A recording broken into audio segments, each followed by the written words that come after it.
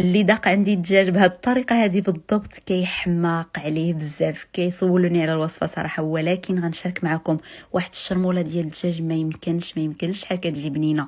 ضروري تجربوا هذا الدجاج هذا بهذه الطريقه هذه. هنا كناخذ دجاج، انا استعملت داك الدجاج الصفر، كنغسلوه مزيان بالحامض، المهم كنقيه وكنحيدو هكا على جنب. كناخذ الثومه، قزبر ومعدنوس اللي قطعتهم مزيان. هنا كنضيف عليهم هنايا التوابل اللي هما عباره على عطريه الدجاج، البزار والكركم والبابريكا. وهنا كنضيف الملحه، ومن بعد كنضيف كميه زوينه ديال صوص السوجه اختياريه، ولكن راه كتجي معاها بزاف صراحه.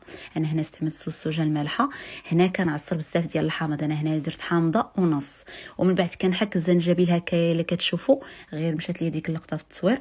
كندير الزنجبيل داك الطري. وهنا كندير ملعقه ديال لاموطارد مع ملعقه صغيره ديال الهريسه اختياريه. وصافي هنا كنشرمل ديك الدجاجه مزيان مزيان مزيان مزيان مزيان. كنخليها لمده ديال ساعه ونص حتى كتشرب مزيان. هنا كندير الفيرميسيل مع لي شامبينيون اللي ديجا صوتيتهم شويه ديال الزبده.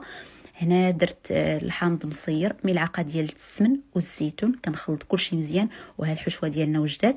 كنحاول انني نعمر داك الدجاج مزيان من الداخل بهاد الحشوه هذه بالضبط.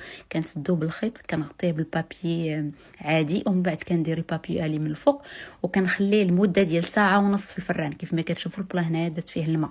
من بعد ما كتفوت ساعه ونص كنحيد داك البابي من الفوق باش يتحمر. وهنا كنسقيه بداك لاصوص اللي خرجت منه. صراحه كيجي واعر واعر بزاف. ضروري تجربوه بهذه الطريقه هذه. ما تنساو لايكاتكم وتعليقاتكم الجميله، ونتلاقاو في فيديو اخر ان شاء الله.